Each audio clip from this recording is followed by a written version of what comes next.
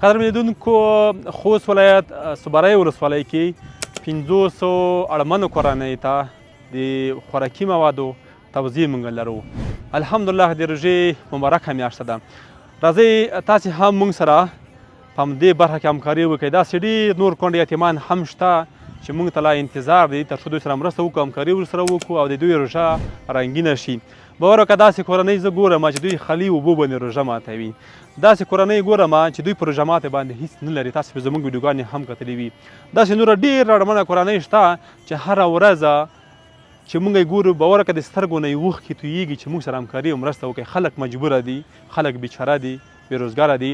راځئ همکاري ورسره وکړو، راځئ ورسره مرسته وکړو. دغه توضیح چې موږ وکړله زموږ ډېر یو با احساسه ورور چې هر وخت یې همکارۍ کړې دي، کور یې ودان د خونې خواړ کې موږ یو مسجد شروع کړی، هغې کې هم همکاري کړې وه. الله دې ورته اجرونه ورکړي.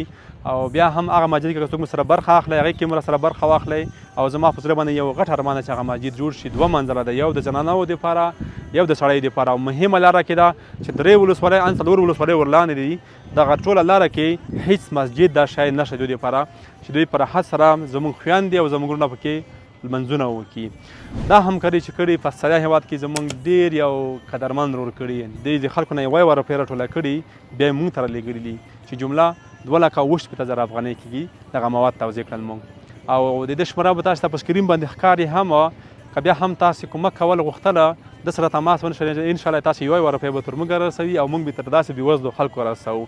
الله د ټولو ته اجرونه ورکړي چا چې په دې برخه کې همکاري کړې وي، که هغه زموږ خویندې دي او که زموږ وروڼه دي.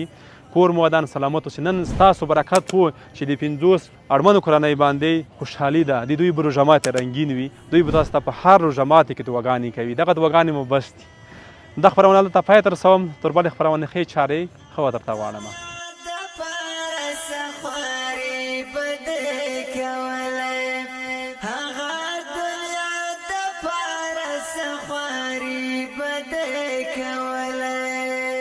دا وخت ډېر قیمتي و دین